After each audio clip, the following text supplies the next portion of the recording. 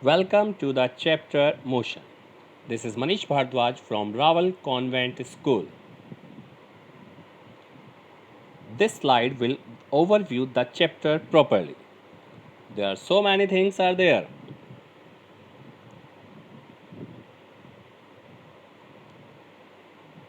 Look all these properly.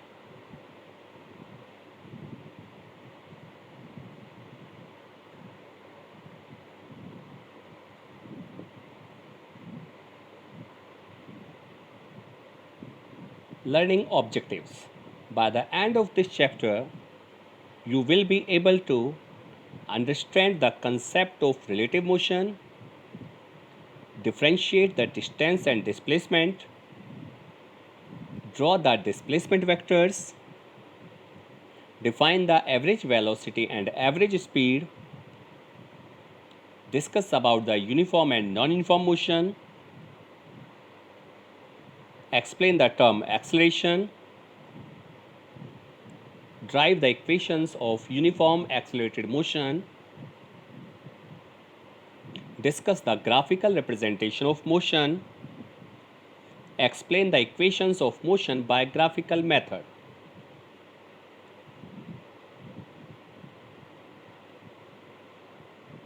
What we know, do you know? Let us know.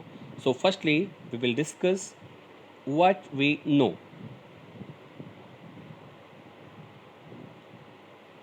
There are so many motions we know. Generally, we have seen many examples of motion around us, like motion of people, motion of vehicles, motion of trains, motion of aeroplanes, and objects thrown into air, etc.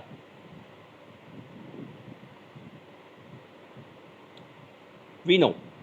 We know that it is due to the motion of the earth that the phenomena like sunrise, sunset, changes in the seasons, etc. occur. Do you know? Do you know what causes the phenomena of sunrise, sunset, and changing of seasons? If earth is in motion, why don't we directly identify the motion of the earth? Let us know. Let us know. To find out the answer of these questions, we need to understand the terms relative and motion.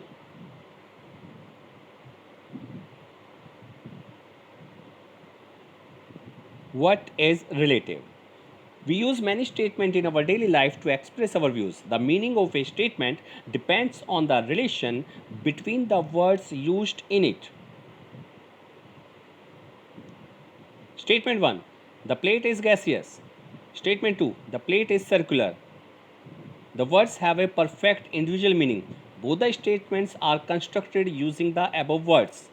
But the statement 1 has no proper meaning or sense, and the statement 2 has a perfect meaning and makes sense. This is because the words plate and gaseous have no relation and the words plate and circular have a relation. That means relative to plate and gaseous is not related, and relative to plates the word circular is related. A statement has a meaning only when there is a relation between the words.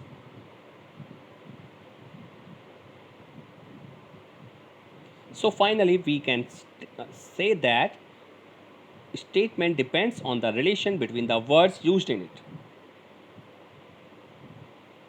So some relative positions. There are two typical cases of positions. They are right and left, up and down, a real life example.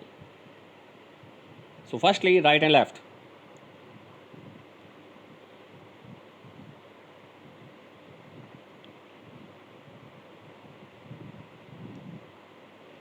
For example, let us consider that two persons A and B are moving opposite to each other.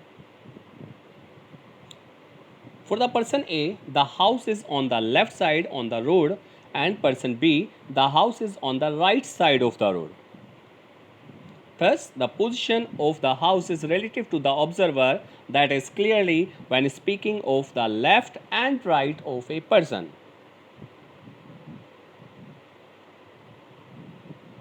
Up and down. For example, consider a ball in a spherical shape and fix 4 pins on it and all the 4 directions and name them as P, Q, R and S. In P point of view, the position of P appears up and the position of pin Q appears down. But in the view of pin Q, it appears exactly opposite. In the same way, the direction of up and down are not the same for the pins R and S. They change with the position from where the pins are observed. We know that Earth is a sphere, so the upward direction of the vertical position on its surface depends upon the place on the Earth's surface, that is, the place where the vertical is drawn.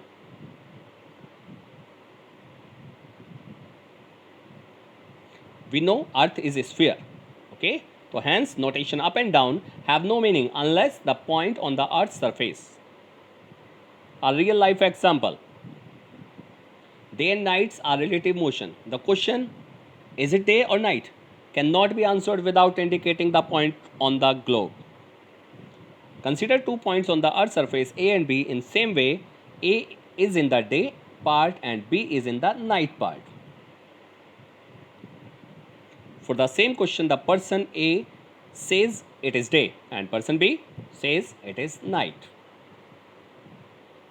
The simple fact is that day and nights are relative motions and the question cannot be answered without indicating the point on the globe where the question is being asked.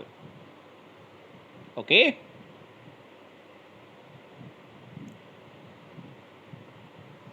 To understand the idea of motion, let us take to following a hypothetical activity.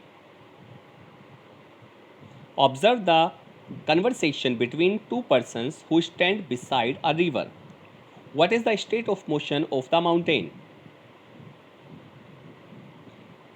It is at rest. What is the state of motion of the boat? It is moving due south. What is the state of motion of the persons in the boat? They are also moving like boat. How do you decide that boat and persons in the boat are moving? With respect to us, the position of the boat and persons are changing with time, so they are in motion. Observe the conversation between the persons sailing in a boat. What is the state of positions of both the person who stand beside a river? They are moving due north. What is the state of motion of mountain? It is also moving due north. What is my state of motion? You are at rest. What is the state of motion of the boat? It is moving due south. So finally, from the discussion, it is clear that the motion of an object depends on the observer. So motion is a combined property of the observer and the body which is being observed. Definition of a motion. A body is said to be in motion when its position is changing continuously with time relative to an observer. So there are some activities: distance and displacement.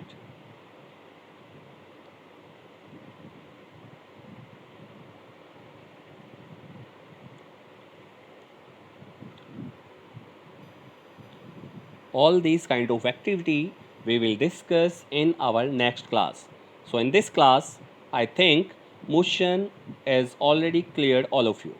So for next class, you all are ready. So thank you very much.